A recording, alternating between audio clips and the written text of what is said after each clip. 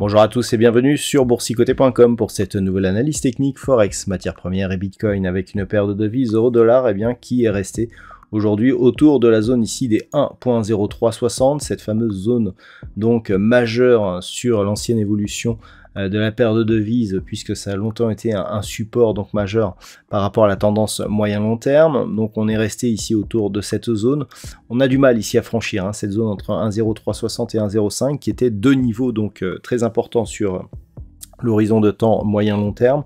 Globalement, on reste tout de même sur une dynamique haussière, puisque depuis la rupture ici des 1.0120, on est sur une dynamique relativement forte et on se stabilise donc juste au niveau de ces zones majeures. Donc pour l'instant, pas de phase de consolidation malgré la perte de la dynamique et la forte hausse enregistrée. On est passé tout de même en quelques semaines de cette zone ici proche des points bas de la paire de devises à 0,97 sur un niveau ici au-delà des 1,0360.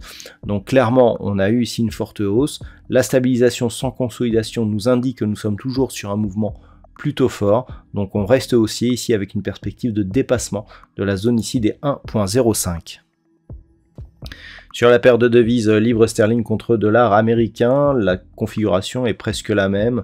On a eu un peu plus d'action au niveau de la Banque centrale d'Angleterre cette semaine, mais au final, pas beaucoup plus de volatilité.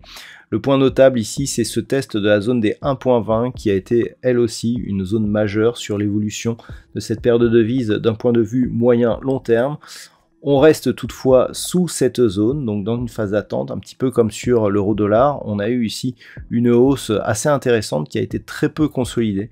Donc globalement, la tendance reste haussière et une éventuelle rupture haussière ici de la zone des 1.20 est tout à fait possible pour la semaine prochaine.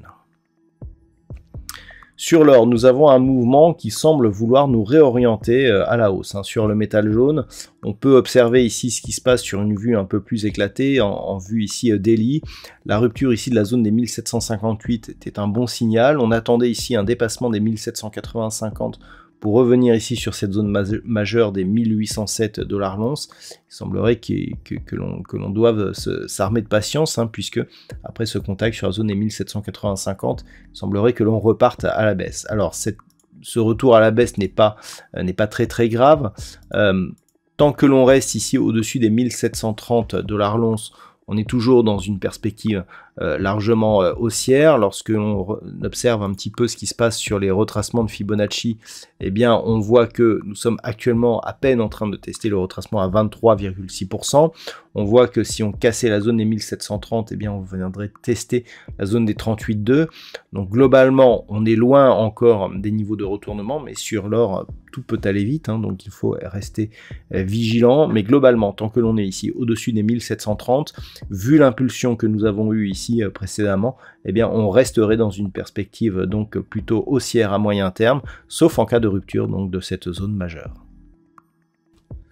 Sur le WTI, nous sommes ici sur un retour à un mouvement baissier. Alors ce qui est intéressant, c'est que nous avions ici une configuration de baisse qui était en train de se retourner. Et puis, en se retournant, eh bien cette phase, elle a marqué une configuration de retournement baissière. Alors, normalement, on a ce genre de figure plus au sommet d'une dynamique haussière. Cette dynamique, je veux parler ici d'un double top. On a vraiment ici l'impression d'avoir ce type de figure, sauf que là, on est ici sur une phase qui était déjà baissière.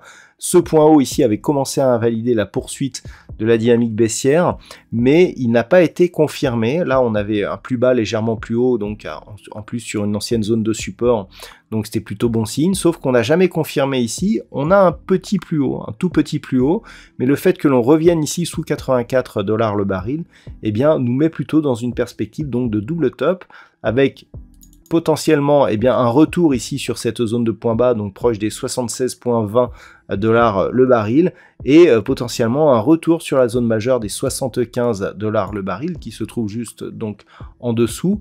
Et attention, en cas de rupture ici de cette zone, eh bien on pourrait connaître une nouvelle accélération baissière sur le brut léger. Donc ce sera la zone à surveiller pour la semaine prochaine, hein, comme je vous l'ai souvent indiqué ces derniers jours. On était dans un range ici, donc le range moyen terme c'est 75, 93, 50. On a un semi-range ici, donc avec plutôt une portée retournement haussière entre 84 et la zone supérieure donc des 93,50. Là, en repassant sous 84, et bien tant que l'on est au-dessus des 75 $ le baril, on est ici dans la partie inférieure de cette zone de range, mais donc dans une potentielle zone d'alerte à une poursuite de ce mouvement baissier. Donc attention à la zone des 75 $ le baril la semaine prochaine. Et puis enfin on termine avec les crypto-monnaies et donc le Bitcoin qui n'a pas trop été à la fête depuis donc la phase de baisse que nous avons connue ici, qui a ramené les cours de la crypto donc sur ce support des 15 800 $ pour un Bitcoin. Eh bien on a oscillé quasiment toute la semaine autour de cette zone ici des 16 500, donc globalement sur un niveau assez proche ici de la zone d'alerte, donc 15 800. On est donc fortement baissier sur cette crypto-monnaie.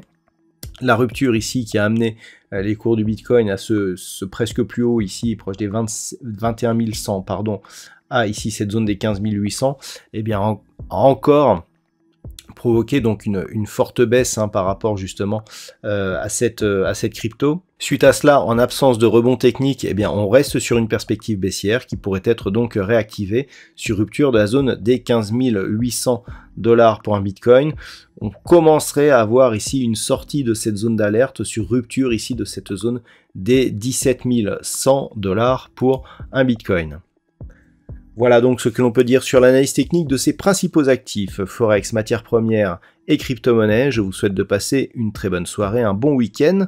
On se retrouve dès la semaine prochaine pour d'autres analyses techniques, toujours sur le site boursicoté.com.